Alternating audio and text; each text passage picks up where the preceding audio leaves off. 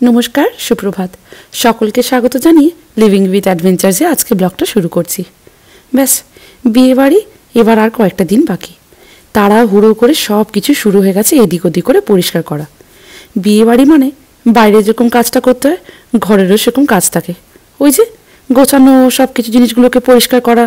তাই মা আস্তে আস্তে করে যত সেই পেতলের জিনিসগুলো আছে না, সেইগুলো সব দেওয়াল থেকে পেরেছে। ওই যে আমাদের একজন দিদি আসেন, উনিই সব পরিষ্কার করে দেয়। মায়ের আর বয়সের সাথে সাথে হাতের জোরটাও কমে গেছে, তাই পেতলগুলো ভালো করে পরিষ্কার করতে পারে না। তবে আজকের ব্লগের সাথে সাথে যাবো আজকে নয়, একসাথেই ব্লগটা নিয়ে তৈরি করছি। ওই যে নম্রতা যেখানে বিয়ে হবে না, সেই হলটা আজকে দেখতে যাব। আপনাদেরকে তো বলেইছিলাম, বাবা অসুস্থ, মা নেই, একটাই ভাই। সাহায্য করার মতো সেরকম কেউ না থাকার জন্য আমাদের পরিবারই ওর পাশে গিয়ে দাঁড়িয়ে আছি। তাও মেয়েটা একা একা বিয়ের জন্য, তত্ত্বের জন্য শাড়ি ফাড়ি কেনা সব কিছু একার হাতেই করছে।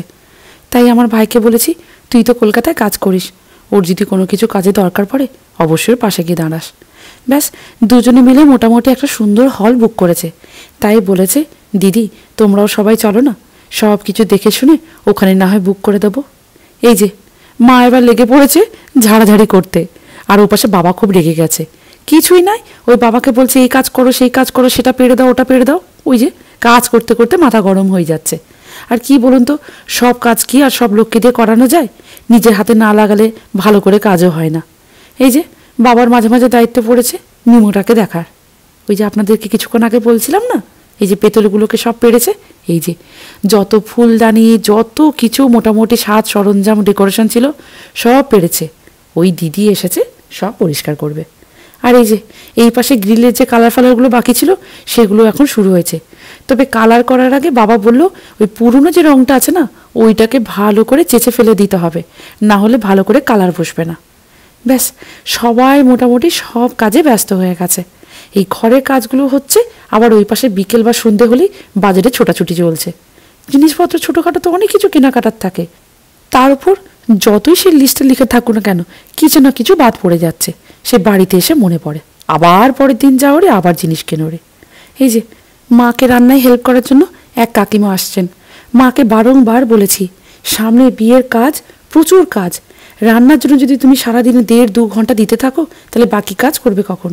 তাই জন্যই বলেছি, আপাতত কয়েকটা মাস হলেও তুমি কাউকে রাখো, রান্নাটা করে দিলে তুমি বাকি কাজ অনেক কিছু করতে পারবে। ব্যাস, এপাশেও পেতলগুলো জোরে জোরে ঘষাঘষি চলছে। ওই যে মাজলে একটু চকচক করে না, দেখতেও ভালো লাগে। সব গেস্টরা, মানে সব আত্মীয়রা কিছুদিন পরেই তো সবাই চলে আসবেন, তখন আর এইসব কাজ আর করা হবে না। ব্যাস, মা ওই জন্য পর পর সব কাজগুলোকে আস্তে আস্তে করে ফেলে রেখেছে। বলেছে সময় মতো না করলে কিন্তু এগুলো সব পড়ে থাকবে, কেমন একটা কালো হয়ে যায় না, দেখতে তো কিরম লাগে। তাই জন্যই মা সব পেতলের জিনিসগুলো আজকে পেরেছে, আজকেই সব কমপ্লিট হয়ে যাবে। এই যে ছোট ছোট যে ডেকোরেশনগুলো আছে, কাঁচ থেকে সব বের করেছে, আস্তে আস্তে ভালো করে গুছিয়ে দিচ্ছে।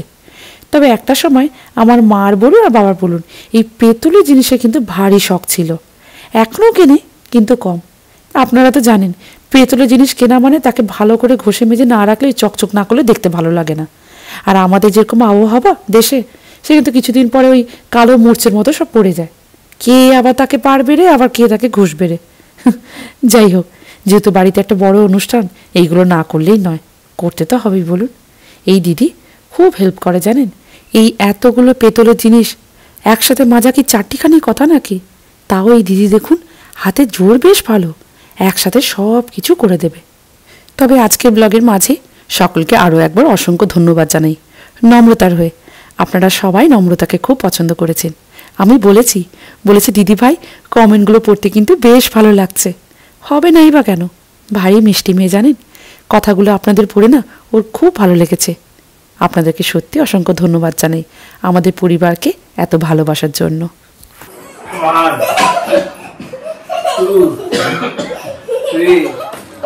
বাবা, তোর ভালো শক্তি আছে তো। 5 6 7 একে তো লিলিপুট লাগছে রে। 9 10 1 রে বাবা,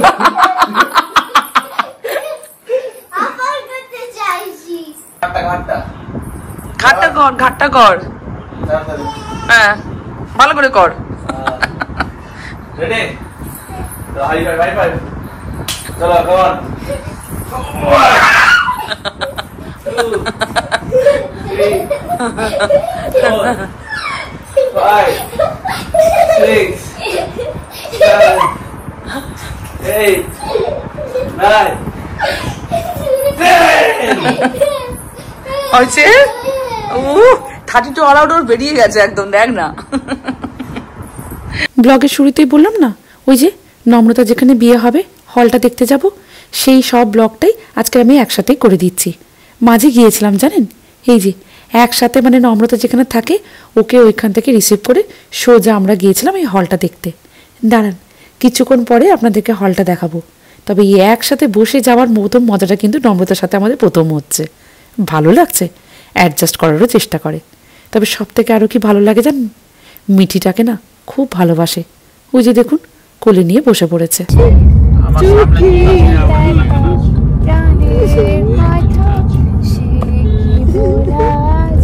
নেক্সট নেক্সট আয় আর একটি বা আয় রে সখা প্রাণের মাঝে হাই মোরা সুখে দুঃখে কথা কব প্রাণ জুড়াবে তাই মোরা ভোরের বেলায় ফুল তুলেছি দুলেছি দোলনায় বাজে বাঁশি গান গেয়েছি বকুলের তলায়।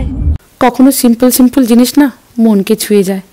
কিছুই নয়, একটু ছোট্ট আলতো করে বাংলা গান গাওয়া আর একই পথে যেতে যেতে সবাই মিলে একটু আনন্দ করা, ব্যাস এটাই তো অনেক।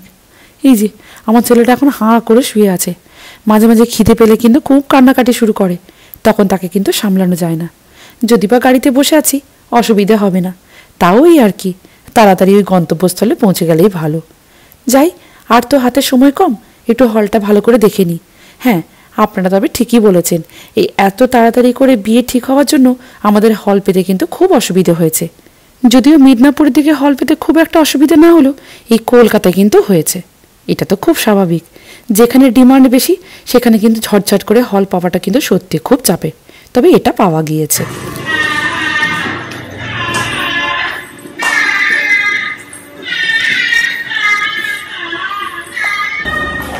এই ছৌ নাচের ফেস দেখ। আচ্ছা, এটা এন্ট্রান্স, খারাপ না। আর কোথায় যেতে হবে?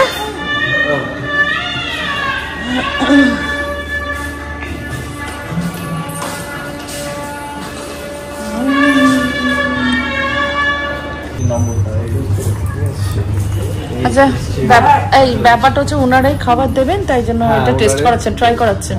কি কি আছে এতে? বেবি নান, নান যেটা না, এটা মশলা কুলচা, আচ্ছা, কিমা মটর, হ্যাঁ, ফিশ অমৃতসরি, এটা হচ্ছে মতি পোলাও, এটা হচ্ছে মাটন ঘি রোস্ট।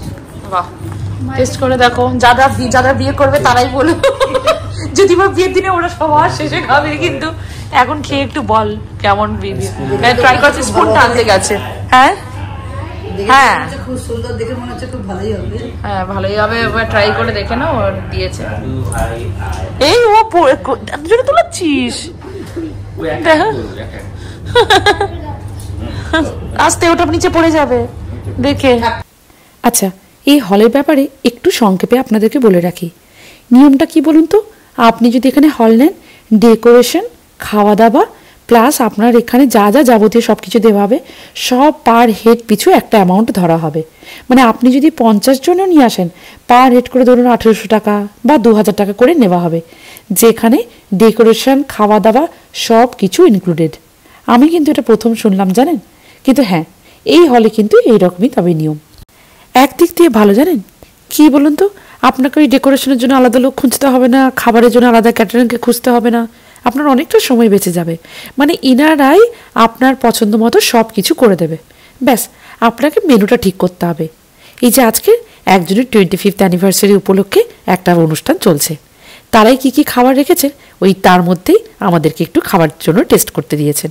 বলেছেন আপনারা খেয়ে দেখুন টেস্ট কেমন লাগছে, খাবারের মেনু তো না হয় তারপরে চেঞ্জ করে দেওয়া যাবে। ব্যাস সেই হিসেবে আমরা সবাই মিলে খাচ্ছি আর একটা করে রিভিউ দিচ্ছি। খাবারের টেস্ট কিন্তু ভালো, তবে একসাথে যে সব কিছু মিলে যে এরা যে অ্যামাউন্টটা বলছেন না, খুব একটা দাম নয় জানেন। আমার ভাই বলছে তো এখনকার মার্কেটে হিসেবে দেখতে গেলে এটা কিন্তু এখন অনেক রিজনেবল। যাকে আমাদের মোটামুটি সবার পছন্দ হয়েছে, তাই এটাকেই ফাইনাল করব। এবার যাব ওপরে দেখতে হলটা। খাবার দাবারগুলো আমরা টেস্ট করলাম, ভালো। আর এটা খুব ভালো লাগলো যে আজকে যে অ্যাকচুয়ালি এই প্রোগ্রামটা হচ্ছে সেখান থেকেই মানে খাবারগুলো টেস্ট করলো। জাস্ট মানে ওদের টেস্টটা কিরকম, মেনু কিন্তু আলাদা হতে পারে ওই দিনকার, সো সেই নিয়ে আমরা কথা বলছি। আর সেকেন্ড হচ্ছে হলটা দেখতে যাচ্ছি, চলুন হলটা দেখে আসি ভালো করে। আচ্ছা লিফটে যেতে হবে, চলো। যদি হয় এখানে একটা ঢুকে যদি এরকম সানাই হয় তাহলে এইখানে বসতে পারবে। আর এইখানেও হবে, এখানে স্টার্টার মানে কোল্ড ড্রিঙ্কসের জায়গা। হ্যাঁ, আমি না ভেতরে আর বেশি ভিডিও করলাম না, যেহেতু একজনের অনুষ্ঠান হচ্ছে তাদের প্রাইভেসিটা লঙ্ঘন করব, সেটা একটু খারাপ লাগলো। ব্যাস মোটামুটি ওভারঅল আমরা দেখে নিলাম, এটাই অনেক। আজকে ব্লগটা এখানেই শেষ করি।